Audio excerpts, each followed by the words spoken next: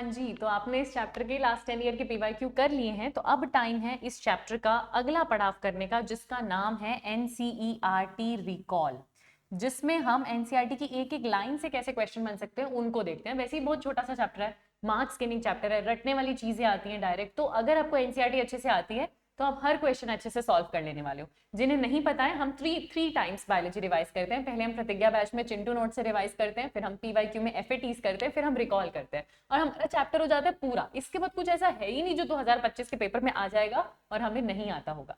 तो वही हम शुरू करने वाले हैं, लेकिन हमारे 2026 और 27 के एस्पिरेंट्स के लिए हमारे बैचेस ऑलरेडी ओपन हो गए हैं। अगर आप हमारे साथ, हमारी डेडिकेटेड टीम के साथ मिलकर अपनी तैयारी करना चाहते हैं तो आपको कुछ नहीं करना है, आपको जाना है हमारी वेबसाइट पे, दैट इज dranandmani.in। आपको इस तरीके से साइट ओपन हो जाएगी, आप नीट यूजी पे क्लिक कीजिएगा, सेव कीजिएगा, आपको सारे बैचेस दिखाई देंगे। एक बैच यहाँ पे खुला हुआ है ड्रॉपर्स वाला, आप उसे परचेज कर सकते हैं, सीट रजिस्टर कर सकते हैं, पूरी टीम, पूरी इन्फॉर्मेशन, सब कुछ आपको यहाँ पर मिलेगा। ये आपका हेल्पलाइन नंबर है बेटा, देख लो, 9007002666।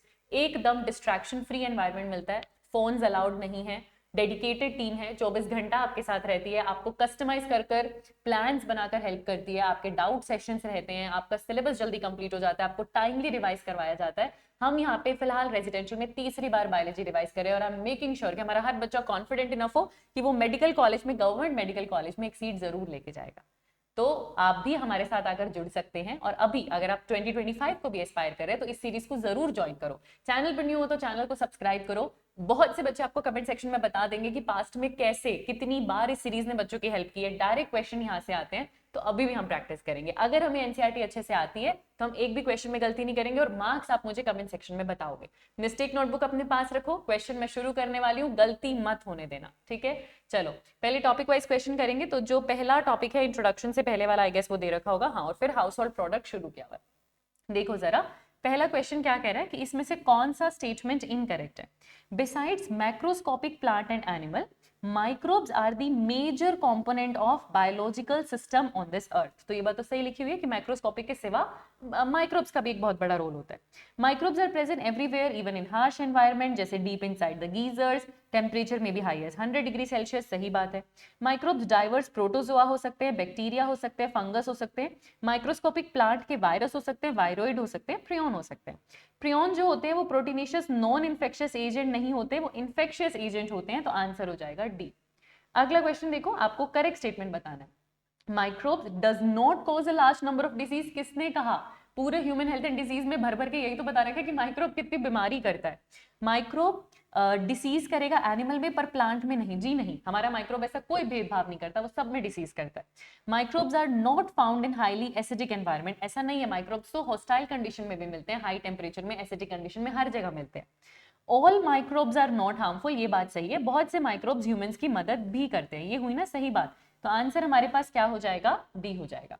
अगला क्वेश्चन देखो, आपको इमेज पहचाननी है बैक्टीरियोफेज की। अच्छा, इमेज दी हुई है, आपको लेबलिंग पहचाननी है। तो ये आपके पास क्या है? हेड, आंसर तो उसी में आ गया। ये आपके पास क्या हो गया? नेक, है ना। और ये आपको क्या दे रखा है? कॉलर। यही बिल्कुल लेबलिंग एनसीईआरटी ने दे रखी है। तो आंसर आपके पास क्या हो जाएगा? अगला क्वेश्चन देखते हैं, जिसके साथ हम हाउस होल्ड प्रोडक्ट्स के क्वेश्चन करने वाले हैं। Organism responsible for converting milk to curd, ये लैक्टोबैसिलस करके देता है, लैक्टोबैसिलस को ही LAB कहते हैं। तो आंसर क्या हो जाएगा? डी। लैक्टिक एसिड बैक्टीरिया भी उसी को कहते हैं। अच्छा, फिर अगला क्वेश्चन देखो, आपको नॉट इनकरेक्ट बताना है, मतलब जो गलत ना हो, यानी जो सही हो। तो अपने कितना बढ़िया क्वेश्चन है आपका दिमाग घुमाने के लिए कि आपको सही बताना है, आपको गलत नहीं बताना है। तो पहले तो अपने दिमाग को बता दो कि उसको क्या करना है, उसको कंफ्यूज मत करो, उसको जितना हो सकता है आराम दो, लिख लिया करो, ताकि वो सारी एनर्जी कहाँ लगे? रिकॉल करने में, रिवाइज करने में, आंसर निकालने में जो आपने याद किया उसमें से। तो उसको बता दो कि भाई तुझे करेक्ट बताना है।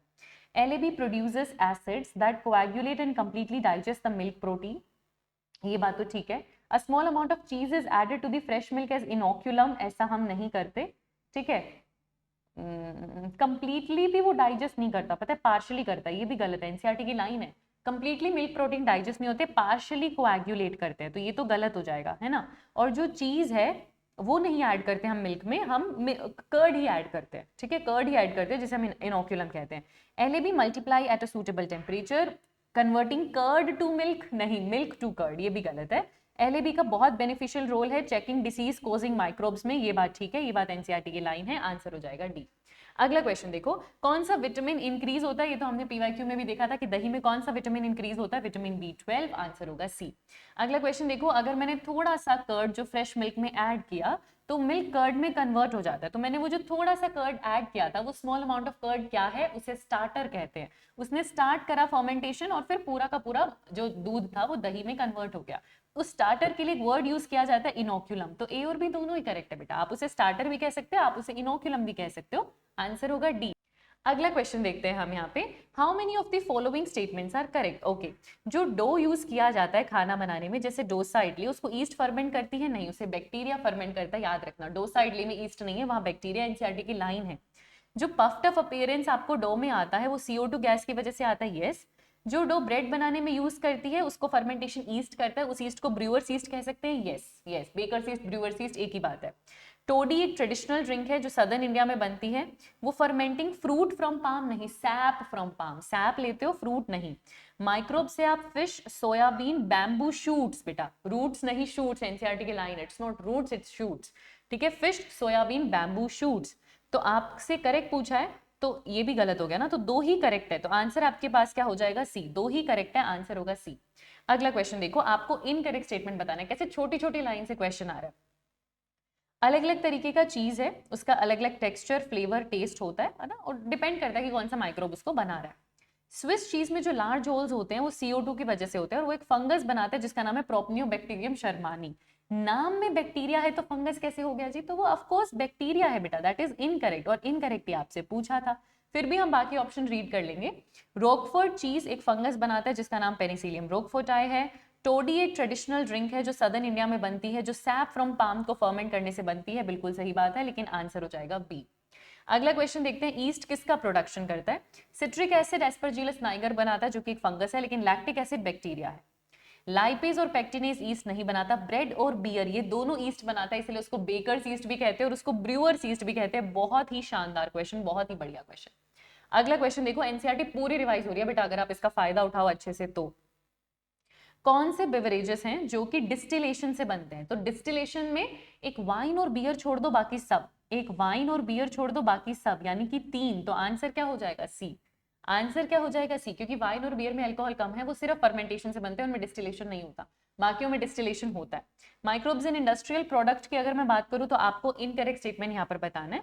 बड़े बड़े वेसल है, ठीक है, बड़े बड़े वेसल है, अच्छा अब इन्होंने इंडस्ट्रियल शुरू किया, लेकिन इन्होंने ये अल्कोहल पहले ही ले लिया, इंडस्ट्रियल तो अब शुरू किया, स्विस चीज तक तो ठीक था, स्विस चीज तक तो ठीक था, लेकिन अल्कोहल वाले ये जो दोनों क्वेश्चन है, ब्रेड और बियर, खास कर ये वाला क्वेश्चन, ये तो इसके बाद आना चाहिए था ना, तो मैं इसको आगे शिफ्ट कर रही हूँ, मैं इसको आगे शिफ्ट कर रही हूँ बेटा, ये यहाँ आना चाहिए, ये यहाँ आना चाहिए, ठीक है, ठीक है ना, वो इंडस्ट्रियल प्रोडक्ट में हम बेवरेजेस की बात करते हैं। अब अगला क्वेश्चन देखो, वेरी लार्ज वेसल्स जिनमें माइक्रोब को ग्रो किया जाता है बेवरेज बनाने के लिए, एंटीबायोटिक बनाने के लिए, उन्हें फर्मेंटर्स कहते हैं, हाँ। माइक्रोब्स खास करके ईस्ट टाइम इमेमोरियल से यूज हो रहा है बेवरेजेस बनाने के लिए, हाँ, मतलब ये सारी अल्कोहल ईस्ट बना के देता है, इसलिए उसको ब्रूअर्स ईस्ट कहते हैं।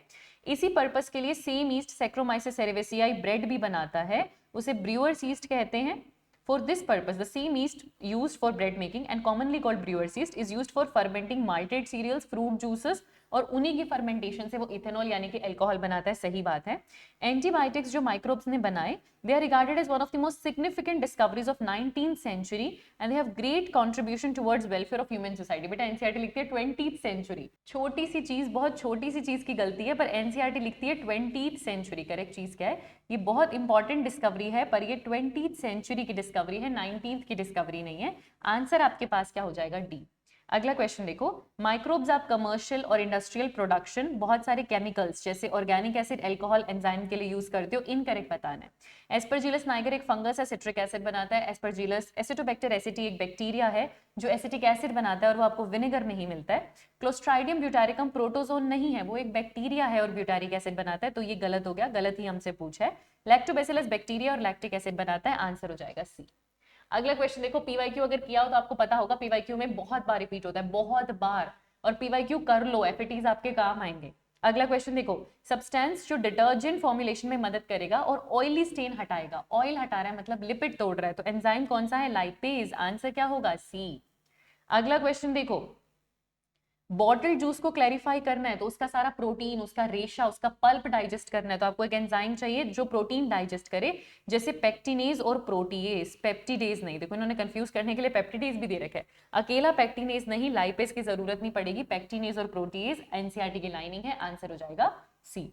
ठीक है, फिर अगले क्वेश्चन में हमसे पूछ रहे हैं सिट्रिक एसिड कौन बनाता है, तो एस्परजिलस नाइगर बनाता है, ये तो बहुत रिपीटेड क्वेश्चन है, आंसर हो जाएगा डी। अगला क्वेश्चन देखो जिसके साथ हम सीवेज ट्रीटमेंट में एंट्री ले लेते हैं, इसमें से कौन सा इनकरेक्ट नहीं है, मतलब कुल मिला के मुझसे क्या पूछ रहे हैं, कौन सा करेक्ट है। वेस्ट वाटर ट्रीटमेंट के लिए हमसे बात की जा रही है, ठीक है। A major component of waste water is human excreta, सबसे ज्यादा बड़ा उसमें जो कचरा है वो हमारा फीकल मैटर है। म्युनिसिपल वेस्ट वाटर को ही सीवेज कहते हैं, उसमें large amount of inorganic matter होता है, एक्चुअली ऑर्गेनिक मैटर होता है, इनऑर्गेनिक नहीं, और माइक्रोब होते हैं और बहुत सारे पैथोजेनिक भी होते हैं। Sewage is treated in sewage treatment plant to make it non polluting, हाँ तो उसको ट्रीट करते हैं नॉन पोल्यूटिंग करने के लिए, ये बात ठीक है, ये बात ठीक है। Treatment of waste water is done by aerobic microbes naturally present in the sewage, कुछ नेचुरली भी होते हैं, कुछ हम ऐड भी करते हैं, तो ये ठीक है, लेकिन ये करेक्ट नहीं है क्योंकि इसमें आपको इनऑर्गेनिक मैटर नहीं मिलता, आपको ऑर्गेनिक मैटर मिलता है, याद रखना है ना। तो 3 स्टेटमेंट करेक्ट है, तो आंसर आपके पास क्या होगा, बी। आंसर आपके पास क्या हो जाएगा, बी।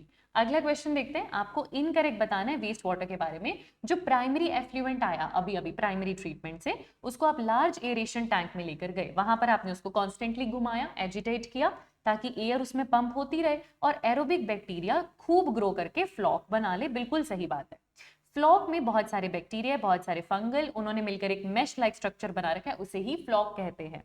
जब आप ग्रो कर रहे हैं ना, मतलब माइक्रोब ग्रो कर रहे हैं, तो वो बहुत सारा ऑर्गेनिक मैटर कंज्यूम कर लेते हैं उस एफ्लुएंट में, जिसकी वजह से बीओडी एलिवेट करता है। अब देखा जाए तो ये गलत है बेटा, क्योंकि लगातार अगर माइक्रोब कंज्यूम कर रहा है ऑर्गेनिक मैटर को तो खत्म हो जाएगा ना ऑर्गेनिक मैटर को। बहुत देर तक जब ये प्रोसेस चलता रहेगा तो बीओडी एलिवेट थोड़ी होता है, बीओडी डिक्रीज होता है, और जब बीओडी डिक्रीज हो जाता है तो हमें पता चलता है पानी साफ हो गया, तो ये गलत है क्योंकि बीओडी एलिवेट नहीं होता, बीओडी डिक्रीज होता है। अगला क्वेश्चन देखो, BOD refers to the amount of oxygen that would be consumed if all the organic matter in 1 litre of water by oxidised by bacteria. Directly line NCERT ने लिखी हुई है कि कैलकुलेट तो ऐसे ही करते हैं कि 1 लीटर अगर पूरा ऑक्सीडाइज हो जाएगा तो उसमें कितना ऑक्सीजन लगेगा, वही बायोकेमिकल ऑक्सीजन डिमांड कहता है। तो इनकरेक्ट क्या हो जाएगा, सी। और उसका रीजन भी यही है बेटा कि ये एलिवेट नहीं करता बीओडी को, ये उसको रिड्यूस करेगा, ये उसको रिड्यूस करेगा।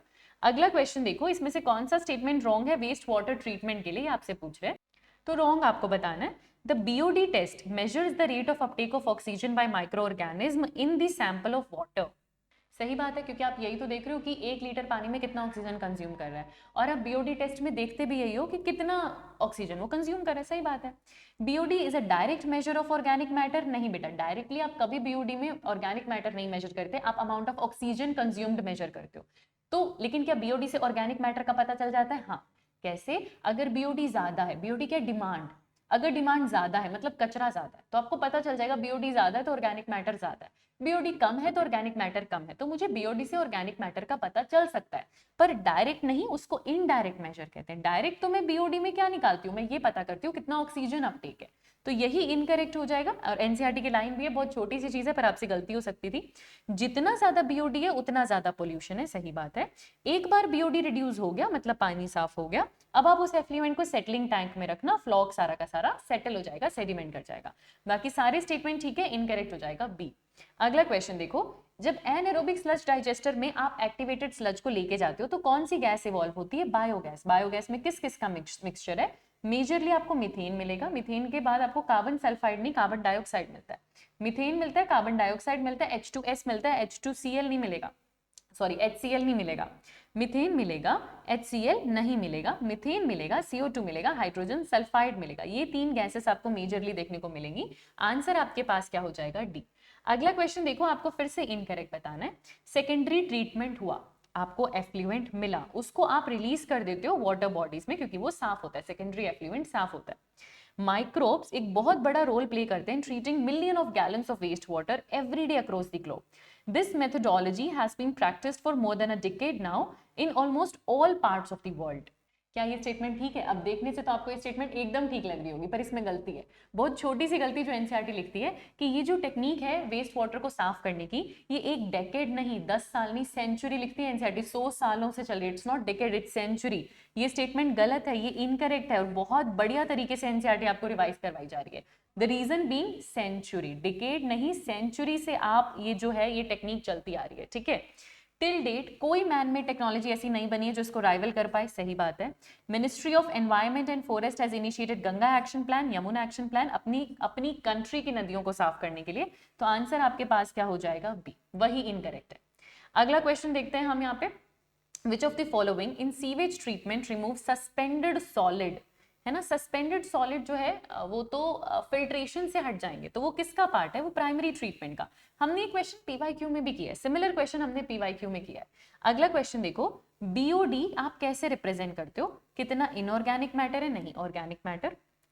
कितना बायोडिग्रेडेबल मैटर है? ये ठीक बात है। कार्बन डाइऑक्साइड एवोल्यूशन नहीं, ऑक्सीजन कंजम्पशन। जब मेरे पास ऑक्सीजन कंजम्पशन है तो मैं प्रायोरिटी उसी को दूंगी ना, क्योंकि मैं बीओडी मेजर कैसे करती हूँ? मैं 1 लीटर पानी में सारा ऑर्गेनिक मैटर ऑक्सीडाइज करने के लिए कितना ऑक्सीजन कंज्यूम हुआ उसको कैलकुलेट करती हूँ। तो बीओडी एक्चुअली डायरेक्ट मेजर तो उसी का है। तो आंसर आपके पास क्या हो जाएगा? डी हो जाएगा। अगला क्वेश्चन देखते हैं, अगर आपके पास हाई वैल्यू आ रही है बीओडी की, तो मतलब क्या? डिमांड ज्यादा। डी मतलब डिमांड, डिमांड ज्यादा। डिमांड ज्यादा क्यों है? क्योंकि पानी गंदा है, पानी पोल्यूटेड है। बीओडी हाई आपको बताता है कि पानी हाईली पोल्यूटेड है। आंसर आपके पास क्या हो जाएगा? बी।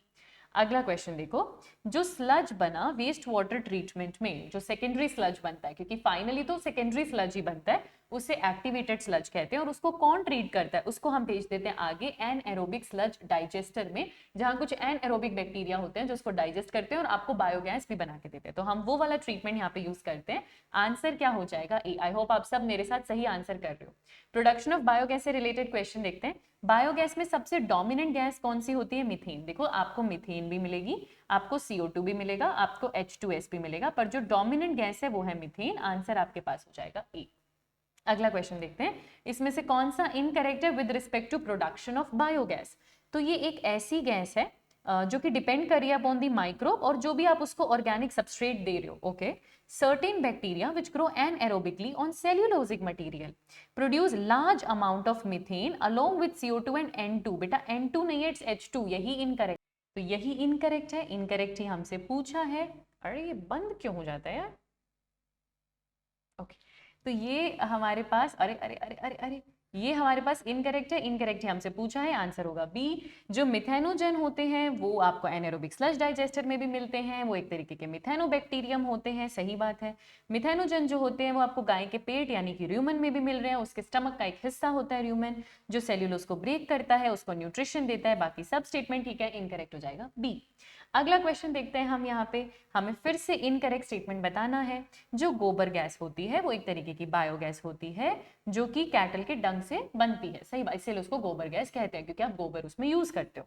एक फ्लोटिंग कवर हम रखते हैं, इस प्लेस्ड ओवर दी स्लरी, वैसे तो हम उसे कंक्रीट टैंक के ऊपर रखते हैं, पर एनसीईआरटी लाइन ऐसी यूज करती है कि वो स्लरी के ऊपर रखा गया है, जो कि राइज होता रहेगा, जैसे जैसे गैस बनती रहेगी वो राइज होता रहेगा माइक्रोबियल एक्टिविटी की वजह से, सही बात है। टिपिकल बायोगैस प्लांट में 2 आउटलेट होते हैं, एक तो है कि आप बायोगैस को घरों तक पहुंचाओगे, और दूसरे में बची हुई स्लरी, डिकम्पोजिशन होने के बाद बची हुई स्लरी जिसे आप फर्टिलाइजर की तरह यूज करोगे, सही बात है। जो बायोगैस प्रोडक्शन की टेक्नोलॉजी है वो 2 ऑर्गेनाइजेशन के एफर्ट्स की वजह से, Indian Agriculture Research Institute, Khadi and Village Industries Commission, तो ये दोनों नाम सही है। Biogas plant are more often built in rural area, क्योंकि वहां पे आपको कैटल डंग भी बहुत ज्यादा मिल जाएगा, और वो बायोगैस वहां पे कुकिंग और लाइटिंग में सीधा सीधा यूज भी हो जाएगी। कुछ भी गलत नहीं है, सारे स्टेटमेंट एकदम ठीक दे रखे हैं। अब पता है इतनी बार हमें छोटी छोटी गलतियां मिल गई ना, तो ऐसे क्वेश्चन में डर लगने लगता है कि कहीं हम कुछ छोड़ तो नहीं रहे। पर अगर आपकी एनसीईआरटी आपने अच्छे से पढ़ी हुई है, वहां आपके पास वो है ना कि श्योरिटी है कि मैंने अच्छे से पढ़ा हुआ है, तो गलती नहीं होगी। अगला क्वेश्चन देखो, IARI की फुल फॉर्म क्या है? Indian Agriculture Research institute, answer हो जाएगा सी। अगला क्वेश्चन देखो, KVIC की फुल फॉर्म क्या है? Khadi and Village Industries commission, answer हो जाएगा सी। अगला क्वेश्चन देखते हैं, आपको करेक्ट ऑप्शन बताना है। तो ए में आपके पास क्या है? स्पेंट स्लरी, जो अभी यूज हो गई ना, वो स्पेंट स्लरी यहाँ पर आती है। तो स्लरी, स्लज, स्लरी इस तरीके से लिखा हुआ है। ओके, बी हमारा डेफिनेटली डाइजेस्टर है, जो मुझे 2 ऑप्शन में दिया हुआ है क्योंकि मेजर डाइजेशन तो वहीं चल रहा है। सी में गैस आएगी और वो फिर नियर बाय गैसेस के मतलब हाउसेस के पास जाएगी, तो सी तो गैस होल्डर है, ठीक है। डी में आपकी स्लरी होती है, मतलब वो डंग और पानी मिला के स्लरी आती है, तो डी में स्लरी है, डी में स्लज नहीं है, तो आंसर हो जाएगा सी, है ना। तो आंसर आपके पास क्या हो जाएगा, सी। अब मुझे नहीं ध्यान था कि यहाँ पर स्लज लिखा हुआ है, पर मैंने ऑप्शन एलिमिनेशन से कर लिया। आप एनसीईआरटी का डायग्राम दोबारा देखोगे तो शायद ही आपको स्लज लिखा मिल जाएगा, तो अगर आपके एनसीईआरटी होती थोरो है तो बहुत जल्दी हो जाएगा, नहीं तो एलिमिनेशन से तो हो ही जाता है। तो जितना आपको पता है वो आपका फायदा करेगा, घबराना नहीं होता कभी क्वेश्चन से, आंसर होगा सी। आपको बताना है मिथेनोजन के बारे में क्या करेक्ट नहीं है, मतलब इनकरेक्ट बताना है। वो मिथेन गैस बनाता है, बायोगैस बनाता है, र्यूमन ऑफ कैटल और उसके एक्सक्रीटा में मिलता है, एरोबिकली नहीं बेटा, यही गलत हो गया ना, एनएरोबिकली बिना ऑक्सीजन के ग्रो करता है, आंसर हो जाएगा डी। अगला क्वेश्चन देखो, bio control agent, the use of biological method for controlling plant disease paste, उसे ही बायो कंट्रोल कहते हैं। आप बायोलॉजिकल मेथड से डिसीज और पेस्ट को कंट्रोल करो, उसे ही बायो कंट्रोल कहते हैं। आपको फिर से इनकरेक्ट स्टेटमेंट यहाँ पर बताना है। देखते हैं जरा, एग्रीकल्चर में there is a method of controlling pest that relies on natural predation rather than introduced chemical। हम ऐसा कर सकते हैं कि हम केमिकल्स का ना यूज करें और उसका प्रेडेटर यूज करें। अ की belief of the organic farmer is that biodiversity furthers health, ये बात भी एनसीईआरटी लिखती है। The conventional farming practices rarely use chemical methods to kill both useful and harmful life forms indiscriminately, कि बहुत कम यूज करते थे कन्वेंशनल फार्मिंग प्रैक्टिसेस में। गलत बात है बेटा, हम खूब यूज करते थे, तभी तो उसको चेंज कर रहे हैं। The organic farmer they hold the view that eradication of creature that are often describe as pest is not only possible but undesirable. Organic farmer ने हमें समझाया ऐसे मत करो, पर ट्रेडिशनली तो ऐसे करते थे ना, तो ये बोल देना कि ट्रेडिशनली भी ये चीज बहुत रेयर होती थी, नहीं, तब तो बहुत केमिकल्स यूज होते थे। तो एक स्टेटमेंट इनकरेक्ट हो जाएगा, आंसर आपके पास क्या आ जाएगा, डी। अगला क्वेश्चन देखो, जो बायो पेस्टिसाइड आप यूज कर रहे हो एफिड को मारने के लिए, तो एफिड के लिए हम रेड और ब्लैक मार्किंग वाली बीटल यूज करते हैं, जिसे लेडी बर्ड भी कहा जाता है, आंसर हो जाएगा सी। अगला क्वेश्चन देखो, माइक्रोबियल बायो कंट्रोल एजेंट जिसको हम बटरफ्लाई कैटरपिलर के लिए यूज कर सकते हैं, is your bacillus thuringiensis, BT की बात कर रहे हैं, उसका क्राइटॉक्सिन इसके कैटरपिलर को मार देगा, आंसर हो जाएगा डी। अगला क्वेश्चन देखो, जो बैसिलस thuringiensis है, यहाँ कैपिटल बी आना चाहिए, जो बैसिलस thuringiensis है वो मार्केट में किस फॉर्म में है, ड्राई स्पोर, फिर आप उसे पानी से मिला के दे सकते हो, पर वो ड्राई स्पोर्स की फॉर्म में आपको मिलेगा। फिर आपको बताना है इनकरेक्ट स्टेटमेंट यहाँ पे, eradication of pest is undesirable as without them, जो बेनिफिशियल इंसेक्ट होगा या प्रिडेशन होगा और पैरासिटिक इंसेक्ट जो उस पर डिपेंड करता है फूड की तरह, वो भी सर्वाइव नहीं कर पाएगा। इसीलिए तो कहते हैं इरेडिकेट मत करो, तबाह मत करो, जो नुकसान करे उसे खत्म करो, तो ये तो सही है। Important part of biological farming approach is to become familiar with various life forms that inhabit the field, predators as well as pests, and also their life cycle pattern। कुल मिलाकर कह रहे हैं कि आपको फूड चेन पता होनी चाहिए। अगर आपको पता है कौन किसका प्रेडेटर है तो आप उसको इंट्रोड्यूस आसानी से कर पाओगे, तो आपको फूड चेन पता होनी चाहिए। जो फेमिलियर बीटल है रेड और ब्लैक मार्किंग वाली, उसे ही लेडी बर्ड कहते हैं, हाँ वो एफिड को मारती है। बीटी के स्पोर को हम पानी से मिक्स करेंगे, स्प्रे करेंगे प्लांट्स पे जैसे ब्रेसिका फ्रूट ट्रीज पे, और जो कि कौन खा लेगा, इंसेक्ट एडल्ट। अब हम क्या पढ़कर आते हैं चैप्टर में कि लार्वा खा रहे हैं, जैसे कैटरपिलर का लार्वा खा रहे हैं, तो नॉट एडल्ट, हम लार्वा की बात करते हैं, तो ये फिलहाल हमारे लिए इनकरेक्ट हो जाएगा। अब चाहे ये बहुत ज्यादा इनकरेक्ट नहीं है बेटा, बट इस ऑप्शन में इस चैप्टर के अकॉर्डिंग हम इसको इनकरेक्ट मानेंगे। अगला क्वेश्चन देखते हैं जरा हम यहाँ पे, आपको बताना है कि कितने स्टेटमेंट करेक्ट है बैक्यूलो वायरस के बारे में, ठीक है। ये पैथोजन है जो कि अटैक करेगा इंसेक्ट्स और कुछ आर्थ्रोपोड्स को। ये स्टेटमेंट ठीक है बेटा, अगर आप एनसीईआरटी रीड करोगे तो बैक्यूलो वायरस जहाँ शुरू हो रहा है, पहला स्टेटमेंट ये लिखा है कि वो इंसेक्ट और आर्थ्रोपोड के लिए पैथोजन का काम करता है। जो मेजॉरिटी ऑफ बैक्यूलो वायरस होते हैं उन्हें हम बायो कंट्रोल एजेंट की तरह यूज करते हैं। वो फैमिली न्यूक्लियोपॉलीहेड्रोवायरस नहीं, जीनस न्यूक्लियोपॉलीहेड्रोवायरस, ऐसा एनसीईआरटी लिखती है, बहुत छोटी सी गड़बड़ है, it's not family it's genus, NCERT देखना। ये जो वायरस होते हैं ये स्पीशीज स्पेसिफिक होते हैं, नैरो स्पेक्ट्रम होते हैं, बिल्कुल सही बात है, क्योंकि ट्राइकोडर्मा थोड़ा ब्रॉड स्पेक्ट्रम होता है। They have been shown to have no negative impact on plant, mammal, bird, fish या non target. Non target insect को ये तंग नहीं करेंगे, ये बात ठीक है। This is especially desirable when beneficial insects are being conserved to aid in overall integrated pest management। तो integrated pest management में तो ये बहुत फेवरेबल साबित होते हैं आपके वायरसेस, क्योंकि ये बहुत स्पीशीज स्पेसिफिक है, नॉन टारगेट को ये तंग भी नहीं करते। तो बस इसको छोड़ दो, बाकी चारों करेक्ट है, तो आंसर आपके पास क्या हो जाएगा, बी। अगला क्वेश्चन देखो, बायो फर्टिलाइजर, कौन सा स्टेटमेंट इनकरेक्ट है। बायो फर्टिलाइजर वो ऑर्गेनिज्म होते हैं जो न्यूट्रिएंट क्वालिटी सॉइल का बढ़ाएं। Realizing the problems associated with overuse of chemical fertilizer, there is a large pressure to switch to organic farming the use of bio fertiliser. सही बात है, क्योंकि प्रॉब्लम्स है ना केमिकल फर्टिलाइजर यूज करने में, इसलिए हम स्विच करें ऑर्गेनिक फार्मिंग की तरफ। जो मेन सोर्स है बायो फर्टिलाइजर्स का वो बैक्टीरिया, फंगस, प्रोटोजोन और साइनोबैक्टीरिया। प्रोटोजोन नहीं बेटा, प्रोटोजोन कहीं पर भी नहीं बायो फर्टिलाइजर का काम करते, वो गलत हो जाएगा। लेग्यूम की रूट में आपको सिम्बायोटिक एसोसिएशन मिलेगा राइजोबियम का, वो ठीक है। तो आंसर आपके पास क्या होगा? सी।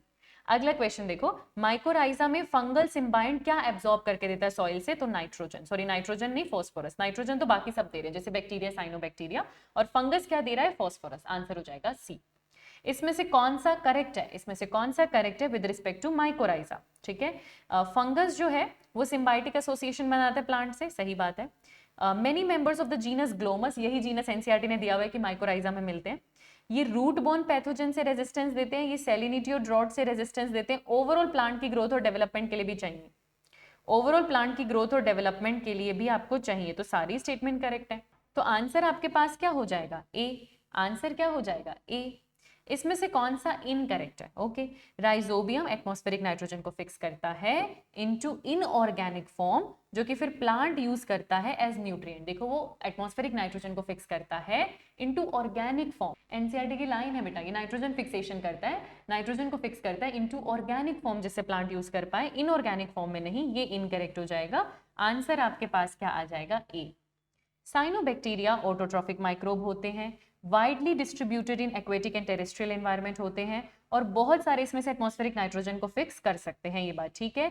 Blue green algae organic matter add करेगा सॉइल में और उसकी फर्टिलिटी बढ़ाएगा, ये भी एनसीईआरटी का स्टेटमेंट है, बिल्कुल सही बात है। ऑर्गेनिक मैटर ऐड करता है, और पैडी फील्ड्स में आपको साइनोबैक्टीरिया मिलता है, वो भी बायो फर्टिलाइजर की तरह काम करता है। तो आंसर क्या हो जाएगा? ए। अगला क्वेश्चन देखो, जो बैक्टीरिया एटमॉस्फेरिक नाइट्रोजन फिक्स कर सकता है और फ्री लिविंग फॉर्म में आपको मिलता है, वो तो एजोस्पाइरलम और एजिटोबैक्टर। दो एग्जांपल एनसीईआरटी ने दे रखे हैं, एजोस्पाइरलम और एजिटोबैक्टर, जो फ्री लिविंग है। ठीक है, इसमें से कौन सा माइक्रोब सिम्बायोटिक एसोसिएशन बनाता है प्लांट के साथ और उसे न्यूट्रिशन में हेल्प करता है? देखो एजिटोबैक्टर, एजोस्पाइरलम फ्री लिविंग है, वो तो सिम्बायोटिक एसोसिएशन बनाएगा नहीं।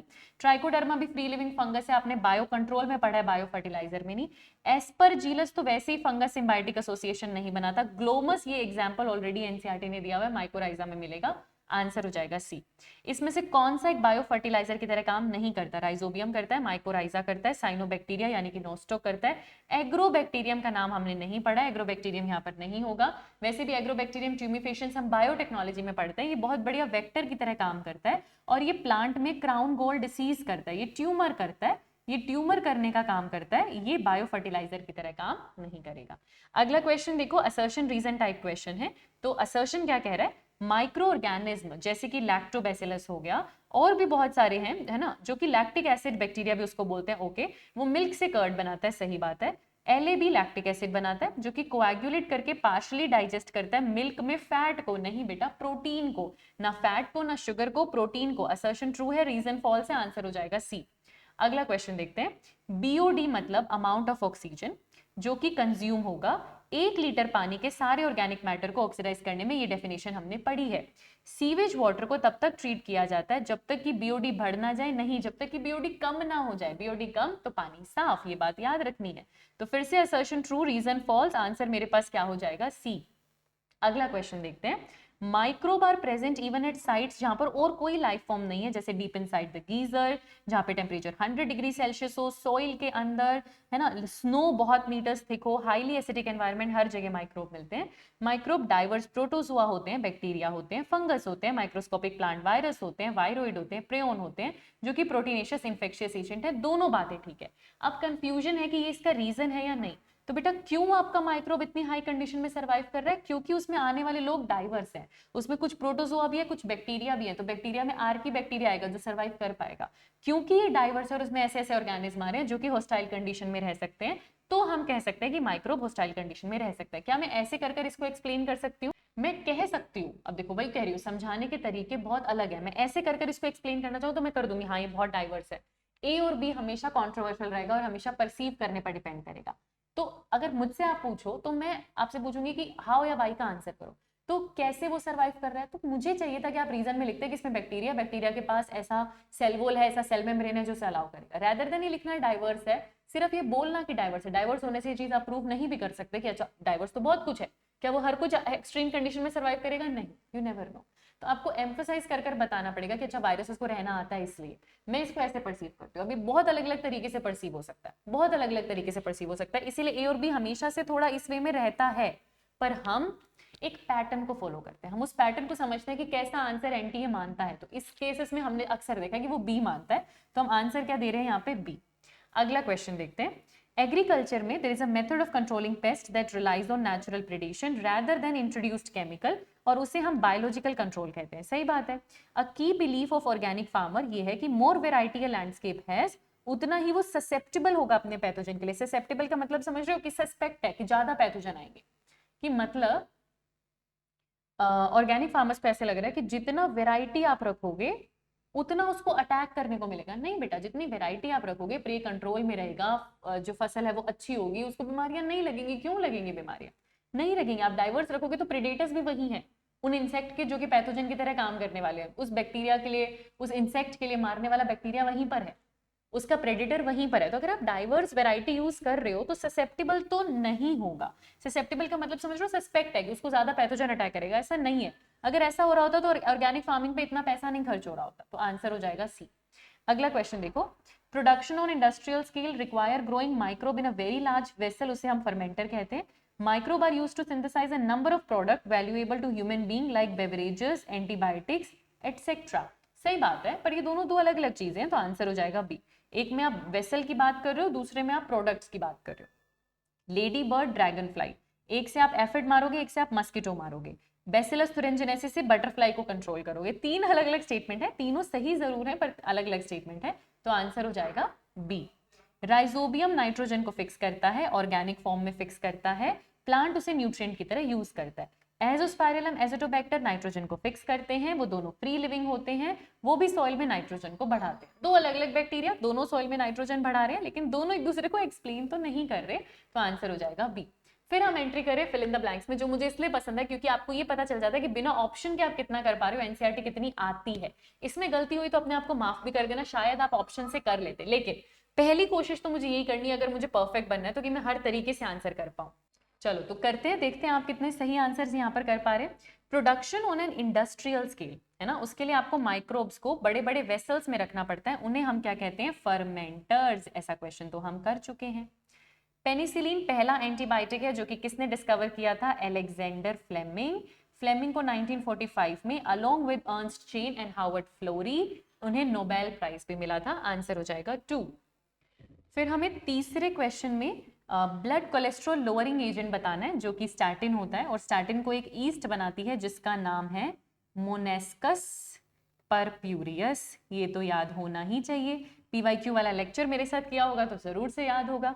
अगला क्वेश्चन देखो, क्या प्रोड्यूस करता है स्ट्रेप्टोकोकस? तो स्ट्रेप्टोकोकस तो स्ट्रेप्टोकाइनेज बनाता है ना, उसे हम जेनेटिक इंजीनियरिंग से मॉडिफाई भी कर सकते हैं, उसे हम क्लॉट बस्टर की तरह यूज कर सकते हैं, उसे हम क्लॉट बस्टर की तरह यूज कर सकते हैं। वो क्लॉट्स को रिमूव करने में हेल्प करेगा, हार्ट अटैक को ट्रीट करने में हेल्प करेगा। नाम क्या है एंजाइम का? स्ट्रेप्टोकाइनेज। नाम क्या है एंजाइम का? स्ट्रेप्टोकाइनेज। अगला क्वेश्चन देखो, आप फिजिकल रिमूवल कर रहे हो बड़े बड़े पार्टिकल्स का जो कि सीवेज में है थ्रू फिल्ट्रेशन एंड सेडिमेंटेशन, मतलब अभी आप प्राइमरी ट्रीटमेंट कर रहे हो। अगर आप माइक्रोब यूज करते तो आप सेकेंडरी ट्रीटमेंट करते, लेकिन अभी आप प्राइमरी ट्रीटमेंट कर रहे हो।